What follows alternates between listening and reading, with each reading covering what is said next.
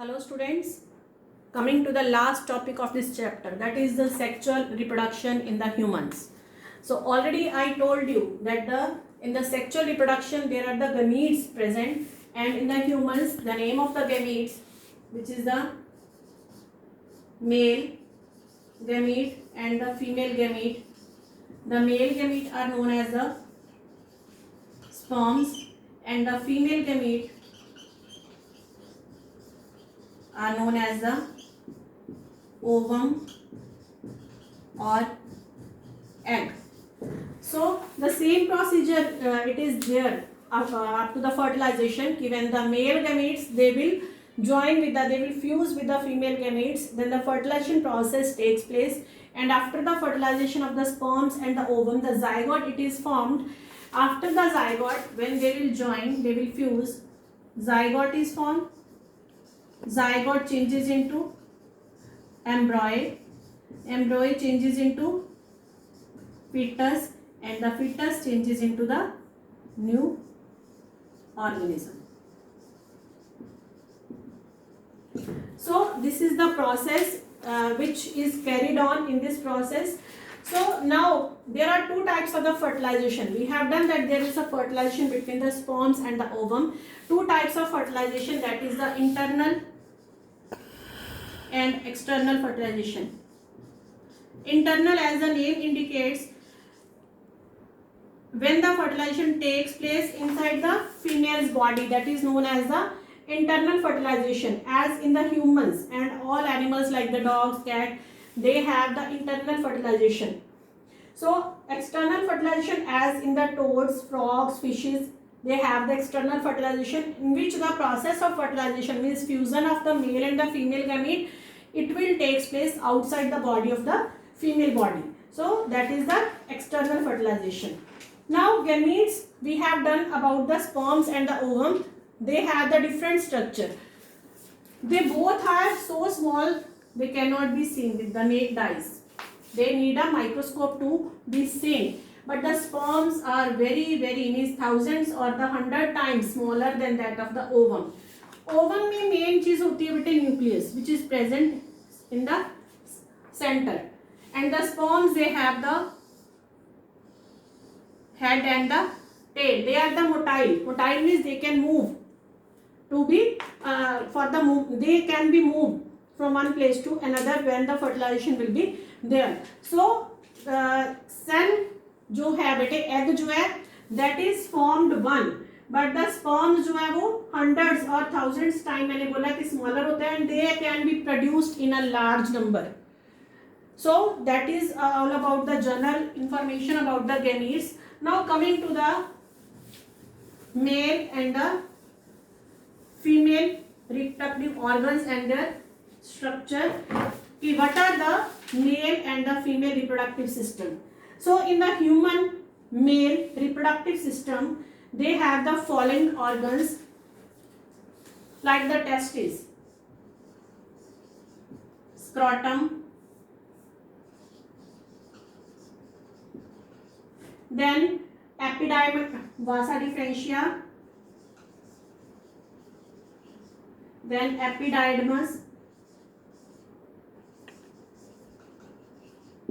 then seminal vesicles.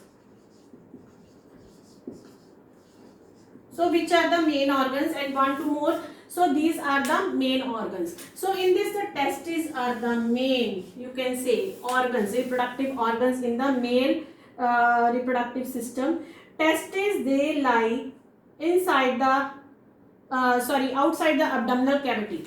They are the sac-like structure like this. Okay, they are present in the scrotum. This is the scrotum. Here the epididymis is there. So I have to draw downside. यहाँ पे आना नहीं बेटे पूरी तरह से. यहाँ पे हमने किया, this is the testis. ठीक है, टेस्टिस को हमने यहाँ पे कर दिया स्क्रोटम में. यहाँ पे दिस इज द एपिडाइडमस. यहाँ से testis the male reproductive organs, they are, their function is to form sperms and the male sex hormones, that is the testosterone. So testis ये दोनों चीजें फॉर्म करता है, ठीक है। अब टेस्टिस क्या करती है बेटे, यहाँ पे ये एपिडाइडमस है, स्पर्म्स यहाँ पे फॉर्म होते हैं। एक क्वेश्चन आता है कि sperms need, why the sperms lie outside the abdominal cavity, because they need the you can say lower temperature than that of the body temperature. lower temperature, जितना body temperature उससे भी कम चाहिए होता है। so जो temperature है it must be at least 3 degree Celsius lower than that of the body temperature. Sperms यहाँ पे फॉर्म हो गए, एपिडाइडमस से होते हुए यहाँ पे एक ट्यूब लाइक स्ट्रक्चर होती है वासा डिफरेंशिया।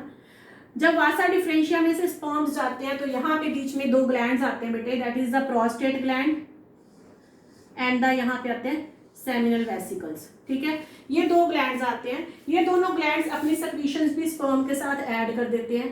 स्पर्म्स जो है एक ट्यूब के साथ और ऐड हो जाते हैं, यहाँ पे ब्लैडर आता है, ठीक है। स्पर्म्स इसके साथ स्क्रीशन ऐड करके यूरिथ्रा के साथ भी ट्यूब एक अटैच हो जाती है, और sperms along with the secretions they will get outside from the body, and the urine and the means जो sperm होता है they have the same passage to get outside the body. so जो ये secretions होती हैं seminal vesicles और prostate की, they will provide the nutrition, मतलब जो ये दोनों gland secretion देते हैं ये क्या करते हैं, न्यूट्रिशन प्रोवाइड करते हैं स्पर्म्स को, एंड ऑल्सो क्या प्रोवाइड करते हैं, न्यूट्रिशन, एंड वन थिंग इनकी सिक्रीशन से थोड़ा सा लिक्विडिटी हो जाती है जो कि इजी पैसेज में हेल्प करती है सिक्रीशंस की। So this is the male reproductive system. So how the sperms they are made and why they need the lower temperature, जो भी है, ठीक है। Now coming to the female reproductive system. In the female reproductive system the organs mainly they are the main organs are the ovaries,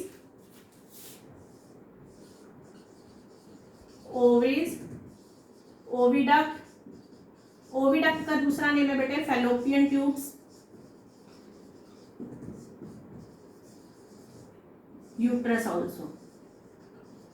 सो अब main मैं तुम्हें इसलिए बता रही हूँ, जो मेन होते और भी ऑर्गन्स हैं, मेन ऑर्गन्स में इसलिए बता रही हूँ जहां पे मेन फर्टिलाइजेशन प्रोसेस होता है।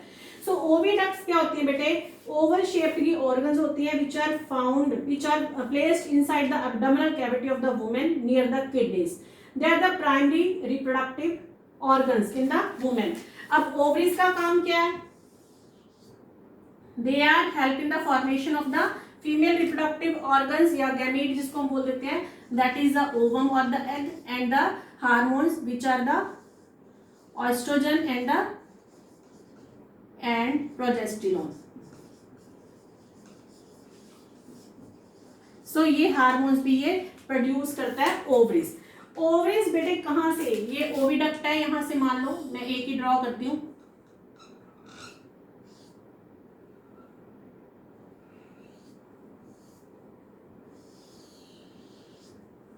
ठीक है, इधर दूसरी आ जाएगी, यहाँ पे हमने ओवरीज ड्रॉ कर दी ऐसे ऐसे करके, ठीक है। और यहां से क्या शुरू हो जाता है, अगर हम इधर से भी देखते हैं ऐसे करके, यहां से हम ऐसे ड्रॉ करते हैं, और यहां से क्या आ जाएगा बेटे, ये यूट्रस आ जाएगा। यहाँ पे जो मेन फर्टिलाइजेशन प्रोसेस होता है it will takes place in the oviducts, means sperms enter करते हैं यहाँ से ऐसे, ये जब फर्टिलाइज हो जाते हैं आपस में फ्यूज करते हैं स्पर्म्स एंड द ओवम, तो ये फर्टिलाइजेशन कहाँ पे होती है, इन फैलोपियन ट्यूब्स में होती है। यहाँ से जब फर्टिलाइजेशन प्रोसेस हो जाता है बेटे ओविडक्ट्स में, they are not directly connected to the ovaries but have the funnel shaped opening, जो मैंने तुम्हें बता दिया। सो इसके बाद 2 ओविडक्ट्स जो है कनेक्ट होते हैं एक बैग लाइक ऑर्गन से, जो मैंने तुम्हें बताया, दिस इज द यूट्रस और वॉर्म भी बोल देते हैं, जहां पे बेबी रुकता है, ठीक है। So the growth and development of the fertilized ovum और the egg into the baby, it takes place in the uterus part and it is connected through the narrow opening, ठीक है, जहां से sperms enter करते हैं। So this is all about the female reproductive system, कि कैसे mail और female reproductive system होते हैं, इसके ऑर्गन्स क्या है, कौन से इसके हार्मोन्स होते हैं, how the fertilization they will takes place between the 2 gametes of the male and the female gametes, ठीक है जी। अब यहाँ से बेटे डेवलपमेंट कैसे होती है एम्ब्रॉय की, हमने कहा कि एग बन जाता है which is fertilized in the oviduct, zygote form होता है, जाइगोट धीरे धीरे डिवाइड करता जाता है बेटे, डिवाइड करके ये क्या बनाता है, धीरे धीरे नीचे आ जाता है, और जब एम्ब्रॉय नीचे आ जाता है बनके थिक लाइनिंग ऑफ यूट्रस में, इसको हम क्या कहते हैं, इम्प्लांटेशन। इम्प्लांटेशन क्या होती है बेटे, जब जाइगोट एम्ब्रॉय में कन्वर्ट होके coming to the uterus and the embedding of the embryo into the uterus, it is known as the implantation। और यहीं से जो सेल्स डिवाइड करते जाते हैं और इम्प्लांटेशन के बाद डिस्क शेप जो है टिश्यू डेवलप करता है यूट्रस वॉल में, और जिसको हम क्या कहते हैं, एम्ब्रॉय और फिटस के बीच में मदर के साथ, which is known as the placenta. Placenta के बेटे मेन काम क्या है, what is the use of the placenta. Placenta बेटे न्यूट्रिशन प्रोवाइड करता है, एक ट्यूब लाइक स्ट्रक्चर होता है जो कि मदर से, from the mother to the baby nutrition provide करता है, ठीक है, ज्वाइन करता है उन दोनों को आपस में। So this is the main function of the means exchange of nutrients, oxygen and the waste products, you can say between the embryo and the mother, it takes place through the placenta। So that is all about the means fertilization process। And the last topic, that is the birth control, कि how can we control the birth process, या फिर कह सकते हैं कि prevention of the pregnancy in the woman by preventing the fertilization, मतलब fertilization process ही ना हो जिससे कि बेबी ही ना हो, ठीक है, to remove the pregnancy or to prevent the pregnancy, that is known as the birth control। इसके मैं तुम्हें ब्रीफ में बता देती हूँ birth control के। birth control में बेटे 3 चीजें आती हैं, that is the barrier method, second आ गया chemical methods, एंड थर्ड आ गया surgical methods। सो सर्जिकल में हमें क्या करना होता है, या तो ओविडक्ट्स में या फिर हमें वासा डिफरेंशिया जो ट्यूब है उसके ऊपर एक कट लगा के उसको टाई कर देते हैं, so that the no sperms and the no ovum they can fertilize with the each other. Chemical methods में हम क्या यूज करते हैं, कुछ पिल्स ले लेते हैं जिससे कि प्रेगनेंसी रिमूव हो जाती है, और बैरियर मेथड में जैसे कॉपर टी वगैरह है, we have to use in the uterus so that the no sperms can enter. So these are the birth control method by which the pregnancy can be prevented। So sexually transmitted disease है, please read it out, जैसे gonorrhoea है, syphilis है, ads है, जो कि मतलब sexually transmitted disease है। And at the last, these are the topics which are there in your chapter, and the chapter is completed and your syllabus is also completed for the first term। Rest we will do, if somewhat part will be left, if somewhat you didn't understand, we will do in the Zoom class। So up to then you have to read it out। Thanks, have a nice day।